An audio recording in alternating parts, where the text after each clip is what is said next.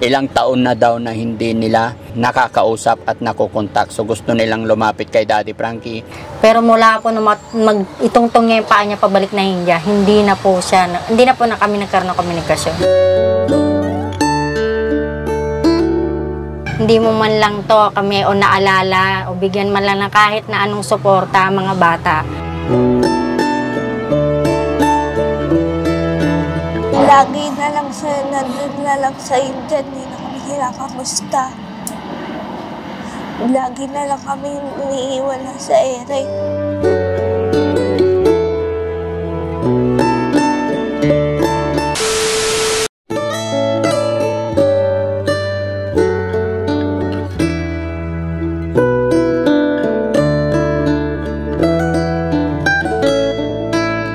Isang mapagpalang araw sa atin lahat mga kababayan, mga kabarangay. Ayan, panibagong araw, panibagong vlog. Ayan, sa araw na ito mga kababayan, may inilapit po ang ating scouter na si Sam Motovlog. Ayan, isa pong nanay na may anak na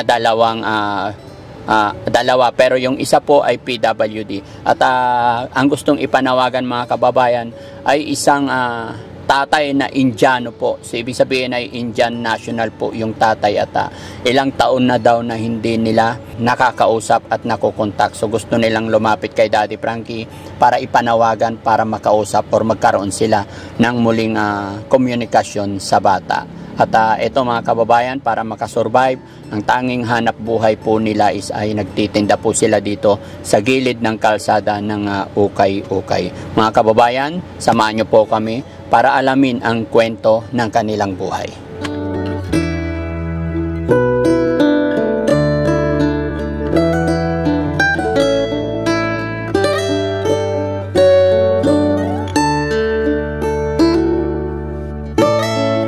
Mga kababayan, isang mapagpalang araw pong muli sa atin mga kababayan. Kumusta po kayo? Sana po ay nasa mabuti kayong kalagayan. Mga kababayan, nandito po ako sa Kawit, Binakayan at may inilapit si Sam sa atin at gustong humingi ng tulong ang isang nanay na si Nanay Marot. Kaya siya humingi ng tulong sa atin dahil gusto niyang makausap or ipanawagan ang kanyang asawa na Indiano na may anak silang dalawa at hindi na raw nagsusuporta mula nung umalis. So para maging kumpleto ang kwento mga kababayan, kausapin natin mismo si Nanay. Hello Nay, magandang umaga po. Magandang umaga rin po. Kumusta po kayo Nay? Ayos lang po. Oh, ilang taon po yung anak nyo? Bali 16 na po. 16. Tapos nasabi nyo kanina ma'am, dalawa sila. Opo. Ilang taon na po yun? 15 po. 15. Magkasunod lang. So ano naging pinaka-problema ma'am? Ano ang gusto mong ilapit kay Daddy Frankie? Anong gusto mong ipanawagan? Gusto ko po sanang humingi sa inyo, Daddy Frankie, ng tulong para ipanawagan na magkaroon kami ng komunikasyon na baka mapanood po ng tatay pong nitong Indiano na magkaroon kami ng komunikasyon para maihingi ng tulong o suporta ang mga anak ko kasi mula po nung umalis siya, hindi na po nila na alala ng pamilya niya o kahit mismo niya. Nasaan po si Sir? Anong pangalan ng Indiano? Nitin Maheshwari. Nasaan siya ngayon? Nasa India po. Paano kayo nagkakilala nun? Bali, through internet din po. Through internet. Tapos, through internet, nagpunta siya rito? Opo. Napunta po siya dito. Gaano kayo katagal nagsama? Bali, pinapunta muna po niya ako nasa India. Pinapunta ka sa India? Opo, siya po yung nagsuporta na Tapos po, kasama po kami doon ng 3 taon. Doon po. Doon pinanganak yung mga bata? Opo.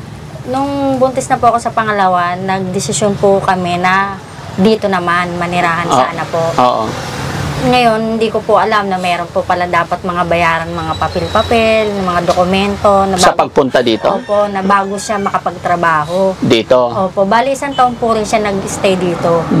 Ngayon, napagdesisyonan ko po na bumalik ka na lang na India para mas maganda na magkadung ka na makapagtrabaho, tapos pagkatapos makapagano, tsaka mo kami tawagin. Pero mula po nung itungtong niya yung paa niya pabalik na India, hindi na po na kami nagkaroon ng komunikasyon. Ah, ganun. So, sa loob na isang taon na nag-stay siya rito, Wala anong po hanap naging buhay wala, niyo? wala po, wala. Walang hanap buhay. Hindi kaya siya nadala or what para dito? Wala talaga hanap buhay. Wala po. So, Pareho po kami wala. paano kayo nabuhay sa loob nung nandito? Nangihingi rin po siya ng tulong sa mga Indianong mga nakikita niya dito na Mga kapwa niya Indiano. Kaya rin po siya nakabalik doon kasi di ba po hindi siya dito citizen. Yung ticket niya po is two-way. Kaya meron po talaga siyang pabalik. Kaya sabi ko, bago pa man po ma-expire yung ticket niya, siya na yung bumalik. Ito po sana, kasama din niya. Opo. Kaso po, nakiusap ako sa airlines na ibura yung pangalan nito para maiwan to sa akin. Nung babalik siya, kasama sana. Dapat po.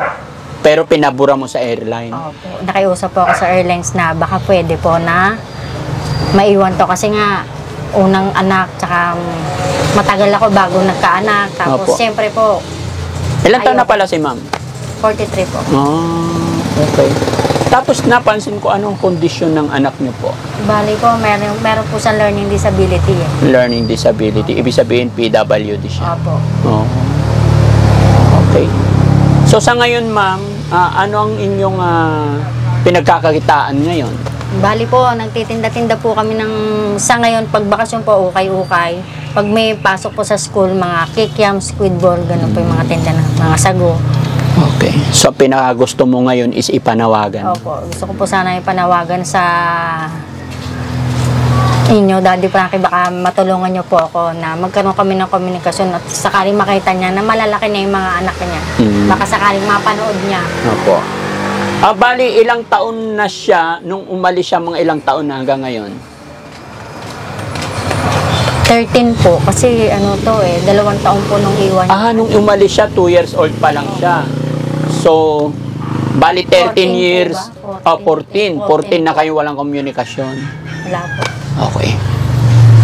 So, ayan mga kababayan. Sige, manawagan ka kasi i-upload natin to sa YouTube, i-upload natin sa Facebook na sana mapanood ng asawa mo. Banggitin mo yung pangalan niya, tapos kung ano yung gusto mong sabihin, makiusap ka sa kanya. At syempre, sa mga kababayan natin makapanood, makiusap ka rin na i-share nila para makarating doon sa asawa mo. Sige ma'am, ito yung camera. Nananawagan po ako sa mga subscriber po ni Daddy Frankie. Baka kung sakali po maging tulay o maging daan namin si Daddy Frankie na ipanawagan ng aking asawa na si Nitin Maheshwari na taga India na kasalukuyan nasa Delhi po ngayon. Baka sakali po nasaan ka man o mapanood mo man to, Nitin, ito yung mga anak mo malalaki na baka gusto mo kahit papaano bigyan man lang ng suporta dahil mula nang umalis ka, hindi mo man lang to kami o naalala o bigyan man lang ng kahit na anong suporta mga bata. Ngayon malalaki na sila ngayon. Gusto ko sanang ihingi sa iyo ng suporta at ako ay nagmamakaawa sa iyong alalahanin mo man lang ang mga anak mo. Dahil kailangan nila ng tulong para sa kanila. Para ito alam mo naman na may diferensya. Baka sakali, maalala mong kailangan may paggamot. Baka sakali na sa tulong ng mga manonood, sa tulong ni Daddy Frankie, maalala ni Nite na may obligasyon pa rin siya sa 2 anak niya. Yun lang po. Ano pangalan ng anak niya? Francesca po. Francesca, mga kababayan, umiiyak si Francesca. Ano po ito habol po doon. Habol. Lapit to doon. Malapit siya sa ama. Pahiram ng mic, ma'am, ha? Kasi po nung nandun kami, kahit si CR lang yun, naiyak yan. Dadalhin niya sa loob ng CR. Kaya siya umiiyak nung... Kung siya masusunod, gusto niya makita. Francisca, sinong gumawa ng pangalan niya? Ang Francesca po ako, yung pari sa lola po. Okay. Francisca, kumusta ka na? Okay lang po. Ba't ka umiiyak? Kasi po tagal po hindi siya nagsusustento. Gusto mo bang makita yung papa mo? Sana po.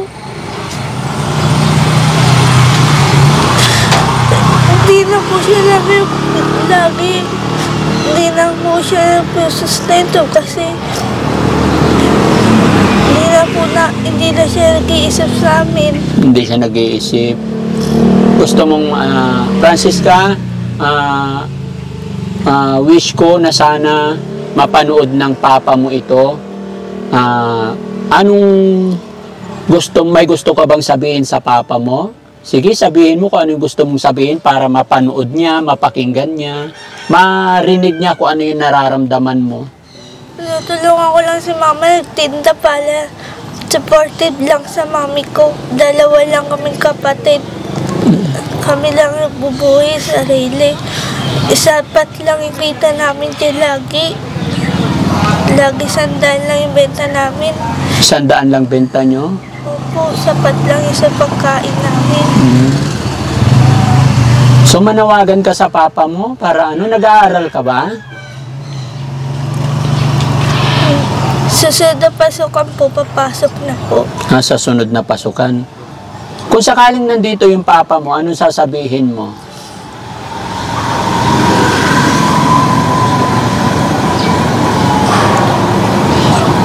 Sana nandito ka na lang.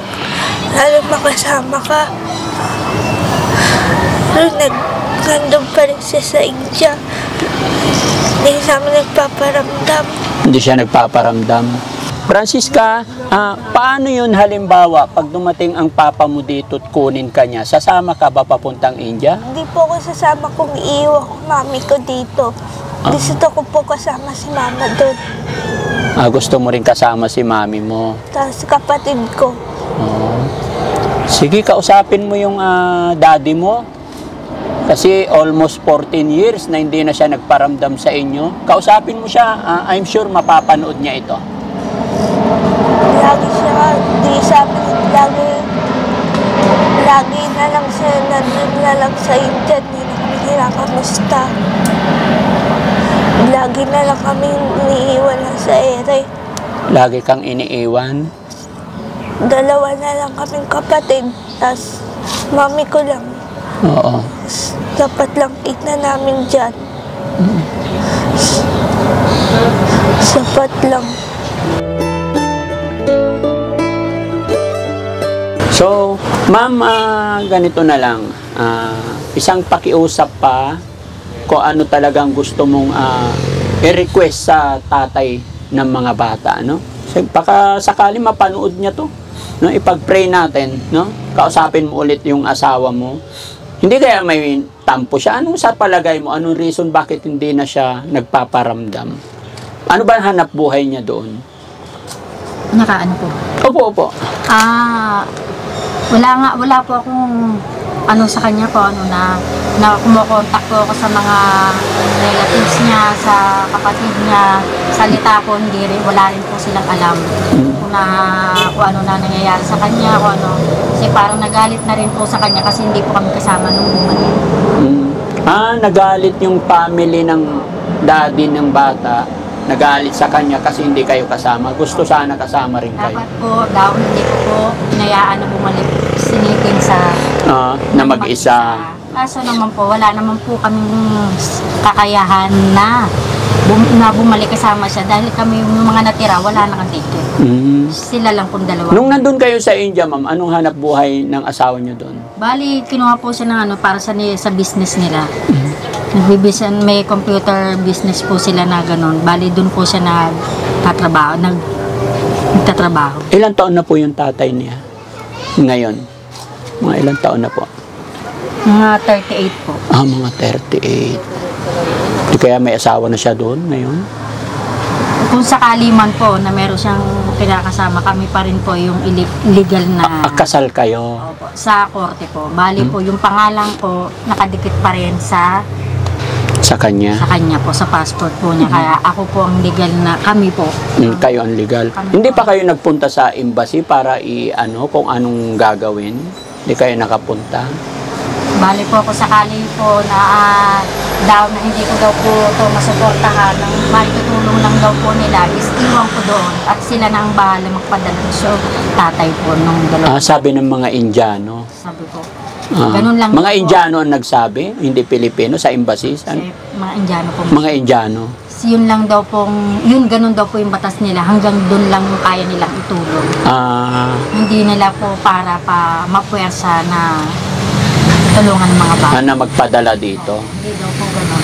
Oh. Hindi ko kaya, padala ko lang doon. Ibigay ko sa kanila. Kahit ako man mga kababayan, no, hindi ko rin alam kung ano yung rules regulation ng India. Pero ayun nga po, sabi ni nanay, nagpunta naman siya sa sa Indian Embassy, is yun po ang sinabi nila. Kung hindi mo na kaya buhayin yung mga anak mo, iwanan mo doon.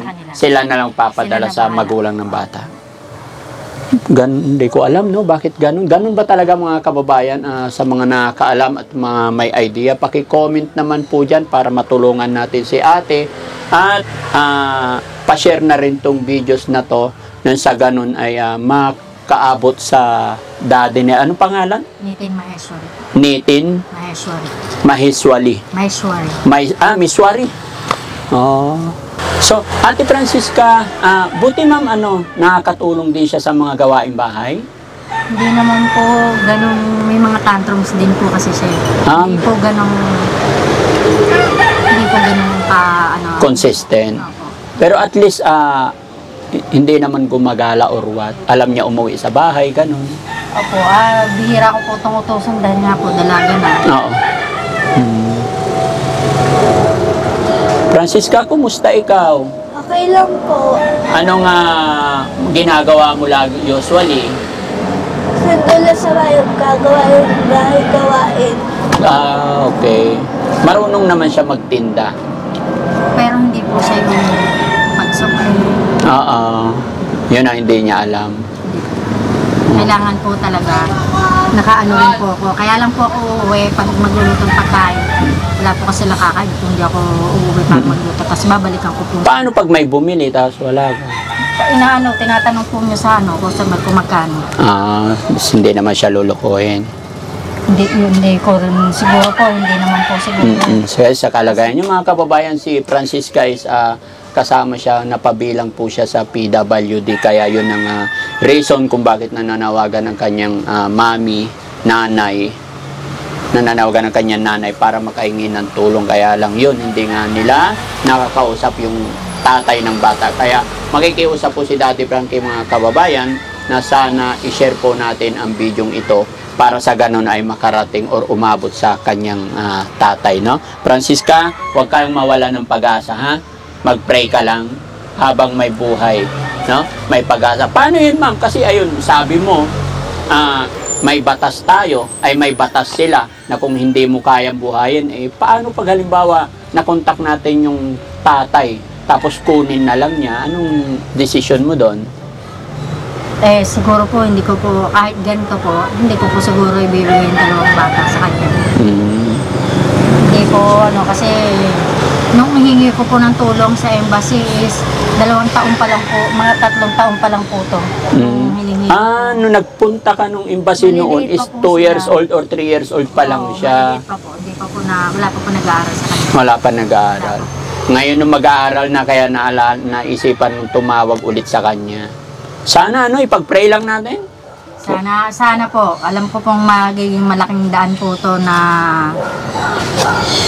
malay po natin na mapanood nila o mga kababayan niya na marami po na nagsusupport at nanonood po sa inyo. Okay. Malaking daan po. So ayan mga kababayan, sige, bago ang lahat, syempre mga kababayan, may ibibigay tayo kay Francisca. Sana makatulong to, Francisca, para sa iyo yan 3,000, no? Okay. Thank you po, Daddy Frankie. Basta huwag ka lang mawala ng pag-asa. Laban lang tayo, no? Doon ang birth certificate niya, pangalan niya, sa Indiano talaga. Indiana siya, no? Opo, Kaso? Para po, kasi po magbabayad ako. Ng monthly po niya kasi tourist po. Kaya gumawa po ako ng ibang dokumento niya. May dokumento na siya. ginawa ko. May birth certificate na siya na Philippine citizen na siya. Bali po, apelido ko po ang ginagamit ko niya. Dual birth certificate, kumbaga. Opo. Pero paano kung halimbawa pupunta kayo doon, o sige, napanood ng tatay, nagbago ang isip, nakunin na niya kayo, pwede, possible pa kaya yun? Bali po, gagamitin niya po yung kaso yung niya po, yung pangalan niya. Hindi ko lang alam kung ano po mapapag-usapan doon sa isa ko pong anak na sumunod sa kanya kasi yun talagang galit na galit po sa kanya. Nagagalit na. So parang sa tingin ko ang mangyayari sa inyo, ang ipapakiusap mo na lang, siguro yung suportahan na lang. Suportahan po talaga ang dalawang bata na to. Yan, so hindi ko rin alam kung ano yung mangyayari at kung anong desisyon kasi wala rin akong idea dito mga kababayan. Ng atin lang is maipaabot sa tatay ni Francisca. Kaya maraming salamat po sa inyong lahat mga kababayan sa walang sawang pagsuporta ninyo kay Daddy Frankie. Dahil po sa inyong walang sawang pagsuporta ay mas nakakatulong pa tayo sa ating mga kababayan at sa inyong pag-share ng mga videos natin ay magiging tulay para magkaroon muli ng komunikasyon ang mga ganitong senary, mga pamilya na hindi na nagkakaroon ng komunikasyon ay mapapanood nilang muli. Kaya mga kababayan, maraming salamat po. Daddy Frankie po, anak ng Pangasinan, from Pangasinan, mabuhay po tayong lahat. God bless po.